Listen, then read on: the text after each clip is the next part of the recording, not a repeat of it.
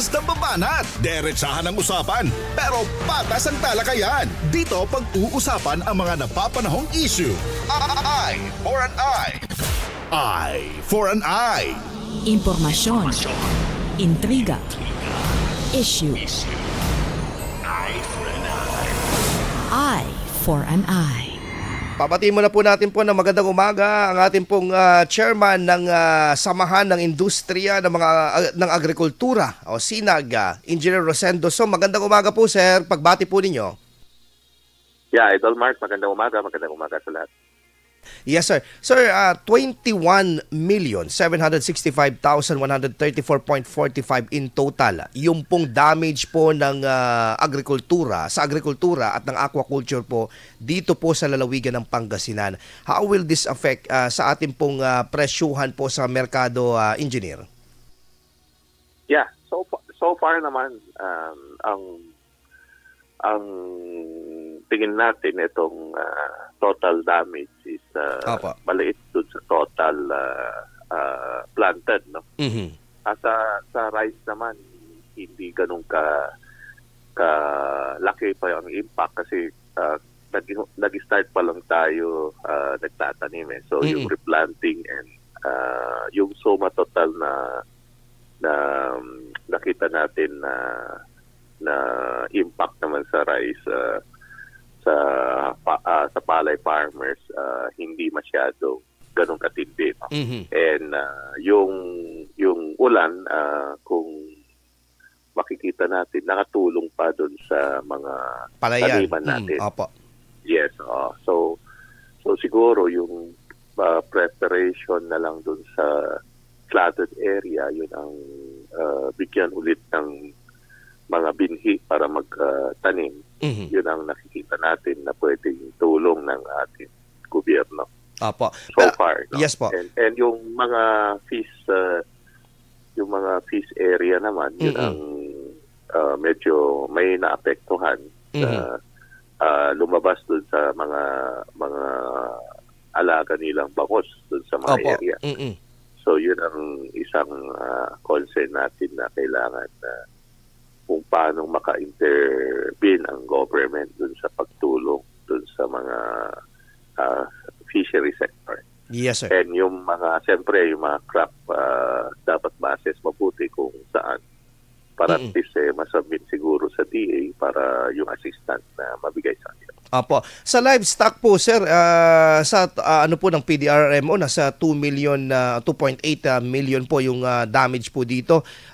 Ito naman po ay katulad din po ba sa agriculture, aquaculture ay maliit pa po ito kung ikukumpara po sa ating pong nakukuha sa ating pong production po ng livestock po sa lalawigan.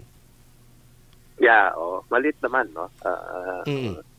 Siyempre yung dapat i-reported malaman kung saan and kung may mamibigay rin na ayuda ang government. Sa livestock hindi kami sure pero sa rice alam natin maraming pondo. So yun, sa tingin natin sa rice mas may pag-asa na mabigyan ng calamity fund. Apo. Sir, dito po sa inyong monitoring so far sa epekto po ng habagat at ng bagyong Karina nagdaan, meron po ba kayong mga particularly na mga produkto na talagang sasabihin po natin po hindi maiiwasang tumaas po or even not the effect of habagat and Karina, yung mga ibang factor po na binabantayan po natin lalo po yung mga Ricardo, Sir Rosendo? Yeah, so far yung tumataas ngayon is nakita natin yung egg, no, na medyo for the past few months itong last 1.5 months tumaas yung presyo. Ano pong dahilan po nito, sir? Hindi dahil doon sa calamity naman ito, dahil doon sa kaling ng itong mga layer ng few months ago dahil nalugi yung mga ibang nag-alaga, no? Sa sobrang baba ng presyo naman. mga 3 months ago, no? Opo. 2 to 3 months ago. So marami nag-call out, ibig sabihin nagbawas, no? Kaya ito isa nararamdaman natin na tumaas ulit yung presyo at tuloy-tuloy pa rin mataas yung presyo na ito. Opo, hanggang kailan po kaya ito maaasahan po ng mga mamimili po natin po na mataas na presyo po sa itlog, Sir Zendong? Hindi natin makita na mano-normalize up to December. No? Baka by next year na ito dahil hindi kabilis yung pag-call out, may replacement kaagad. No? So baka ano pa yan, baka by January, February na ma-normalize yung presyo na itlog. Pero sir, sa ibang bilihin, particularly yung last na nakausap namin kayo, yung tungkol sa kamatis, ngayon po ba, okay na po ba ang ano natin na presyuhan sa kamatis, sir? Sa inyong monitoring? Medyo nakita natin na bumaba na ng konti, no, yung sa kamatis. And tuloy-tuloy naman yung pagtanim ng ating mga nagkakamati. So we hope to be normalize yung price within a month time na talagang bumalik yung price natin sa kamatis. Okay po. Sa mga ano naman po sa aquaculture po natin po, so far sa inyong monitoring, sir, katulad ng sinabi nyo kanina, ito isang greatly affected din dahil yung mga ibang may-ari po ng palaisdaan, nakawala yung kanilang mga tawag nito, inaalagaan na or even sa feeds, for example. Ito po may nakaka-apekto po sa taas presyo po ng mga po natin po aquaculture products po. Yeah, sa feeds talaga nakita natin na naka-apekto doon sa price natin, no? Yung mataas na cost ng feeds, and of course yung bangus industry nakausap natin last week. Hirap talaga sila for the past 2 years na maraming lower than production cost na nabebenta. And ang initial na ginawa natin is yung pag-meet sa FTI para at least magkaroon ng channel na mag-meet sila and to distribute dun sa mga kadiwa, dun sa mga Metro Manila. Ang nagka-handle kasi ng kadiwa is yung FTI. And we hope na maayos na maipuesto dun sa Metro Manila yung mga bangus nila dahil yung farm gate umabot ng 125, 130, tapos kung makita natin retail sa Manila 220 to may 300 pa kami nakita, no. So ang layo ng yung farm gate sa retail price. We hope na kung maakyat natin konti yung farm gate tapos may baba yung retail para hindi naman kasi kung sobrang mataas yung pagbenta naman more than 200 magbabawas yung mga consumer na mag-consume, diba? So dapat yung balanse tumaas and yung retail naman medyo bumaba. Kung mag-range lang ng retail ng 165 to 180, medyo mas maganda yung target na ganun na price kaysa yung umabot ng 200 plus. Okay. So talagang dapat po talaga may gawing action din po dito. And even po sa palagay po ninyo, aside from the Department of Agriculture, ang ating national government, may magagawa po ba dito dapat na measures ang ating po mga local government, particularly sa may mga industriya na ganito, katulad for example dito sa Dagupan, bangus pong industriya namin dito. Yeah, ang ano naman is yung dapat yung direct na madala talaga sa merkado yung produkto para hindi malaki ang agwat, no, ng farm gate at retail.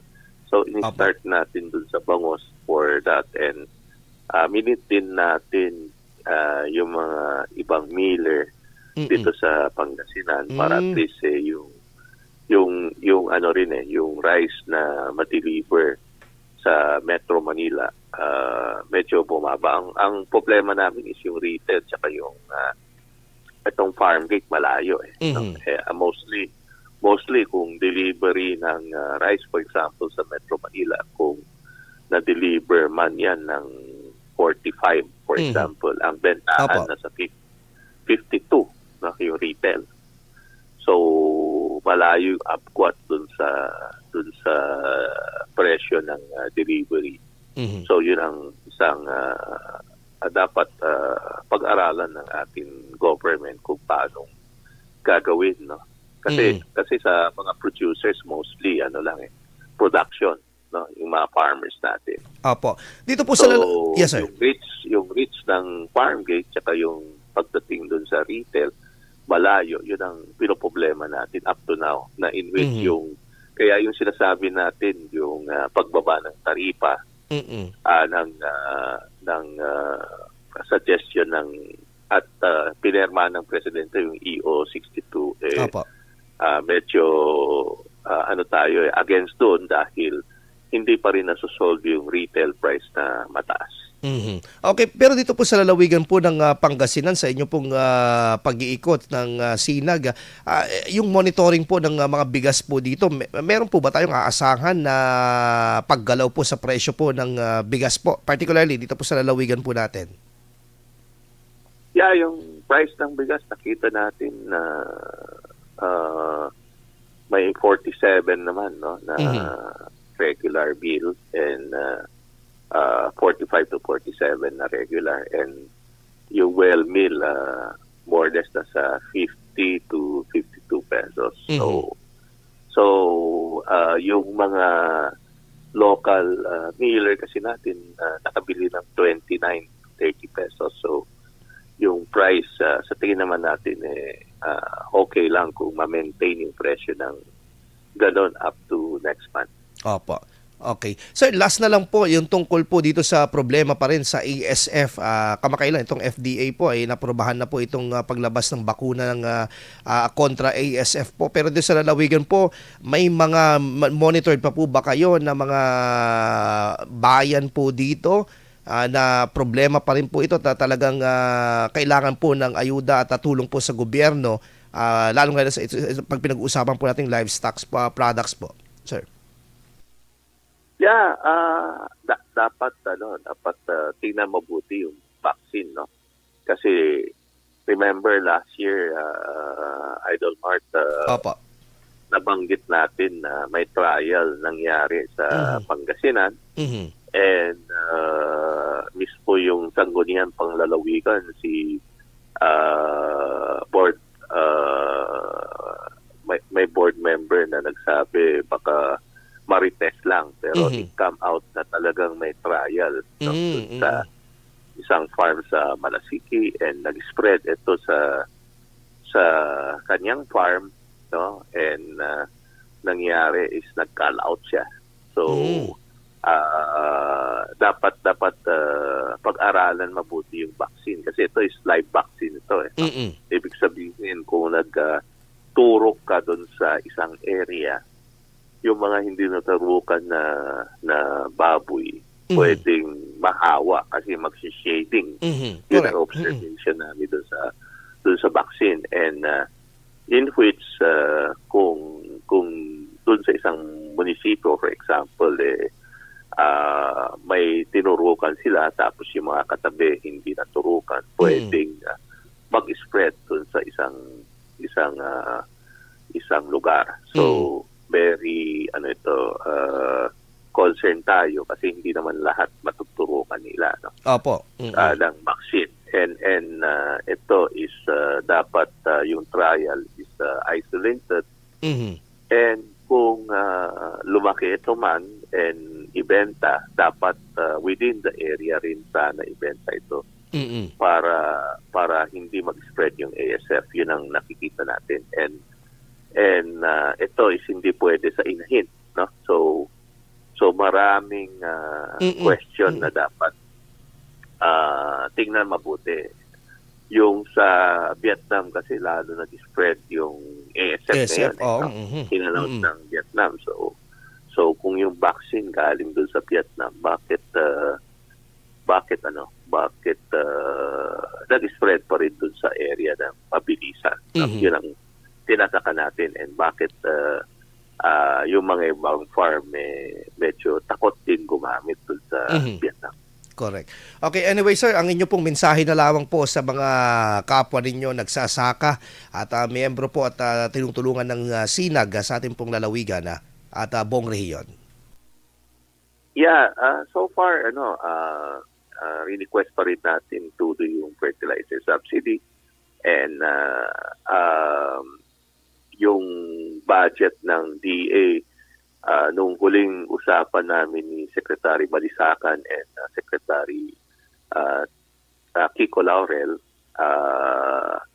yung ikakat for next year ng budget kasi may cut almost I think 10 to 12 billion ang ikakat sa DA. So ang commitment naman ng NEDA is ibabalik yon. So we hope na ibabalik at ibibigay pa rin sa Department of Agriculture.